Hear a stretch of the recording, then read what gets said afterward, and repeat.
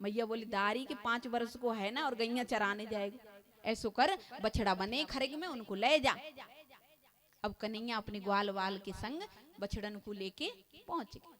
अब दाऊ दादा ने देखो कि कन्हैया बछड़ा लेके आओ। अब भाई जब बड़े होते ना घर के छोटों को बड़ी देखभाल करते, देख कन्हैया उधर मत जाइए। क्यों?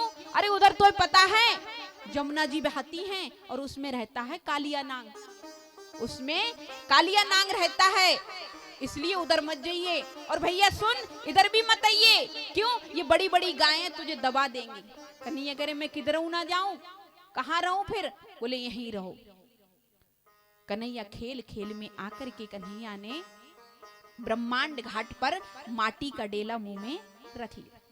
कन्हैया ने माटी को डेला मुंह में रख लियो। अब दाऊ दादा ने देख लियो। दाऊ दादा ने कि अच्छा कन्हैया अब तू घर चल, तेरी मैया से चल के शिकायत करूंगा। अब कन्हैया घबरा गए कि आज मैया मोकू मारे। जब ये बात सुनी तो बोले देखो दाऊ दादा तुम मैया से मत कहियो, तुम मैया से मत कहियो। क्यों नहीं कहूंगो? तुम माटी खा रहा हो और मैया से नहीं कहूंगो। कन्हैया को आएगी गुस्सा। कन्हैया बोले अच्छा तुम मेरी माटी की कहोगे, चलो मैं भी कहूंगा कि दाऊ दादा भांग को गोला खावे, मेरी तो कम पिटाई होगी पर तेरी ज्यादा होगी। अब दाऊ दादा डर गए और कन्हैया को बोले ठीक है भैया तू ना कहिए मेरी और मैं ना कहियो तेरी। दोनों चल दिए। दोनों बाल गोपाल आकर के आए दिन कोई ना कोई लीला कर रहे।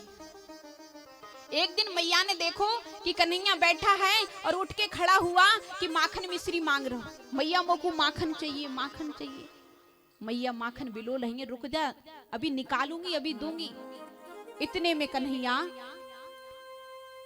लोटपोट हो गए। मैया तुम मोको माखन नहीं देगी?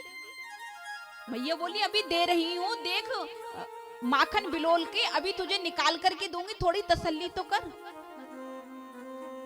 अब मैया जैसे ही माखन लेने के लिए कक्ष में गई कि लाओ कटोरी में इसको माखन कर दूं, और जैसे ही माखन करने के लिए मैया गई तब तक कन्हैया को आ गई गुस्सा। कन्हैया ने उठाए घर के लूड़ा और मार मार मटकियों में सारे घर की मटकी फोड़ डाली। इधर मैया ने आकर के कक्ष से देखा कि कन्हैया ने लोड़ा लेके सासू दादी के हाथ के जितने मटका थे सब फोड़ दिए।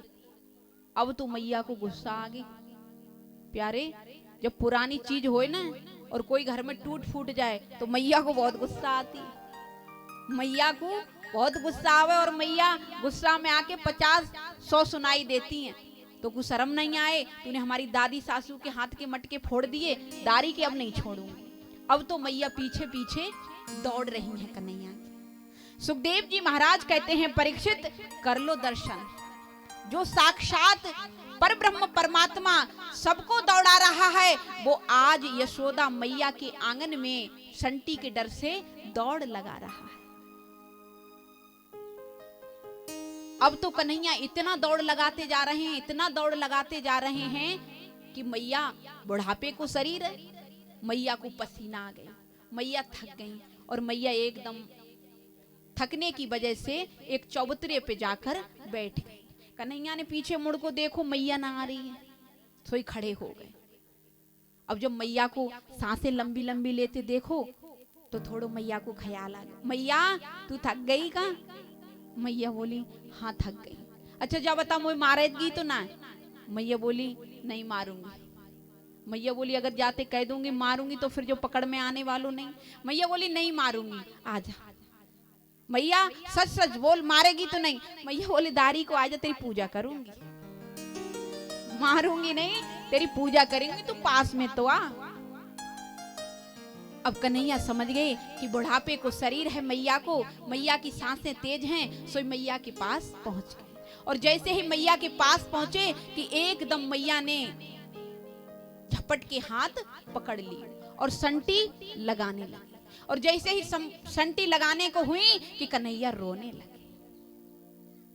सुखदेव जी कहते हैं परीक्षित कर लो दर्शन, जिससे सारा जगत डरता है, जिसके आगे सारा जगत रो रहा है, आज वो मैया यशोदा के पल्लू में थर थर कांप रहा है। थर थर कांप रहे हैं कन्हैया, रो रहे हैं मैया मुझे मारे मत। सुन मैया, देख मैया मैंने ना फोड़े। और सुन, अगर मैंने गलती करी है तो मेरी एक बात सुन, तू मुझ पर आए ना आए दिन कोई आरोप लगाती रहती है कि तू वहां से तेरा उड़ाना आ रहा है, वहां से तेरी शिकायत आती है। मैया मैं सच कहूं, मैं कुछ नहीं करूं, ये सब मेरे पीछे पड़े हैं मैया।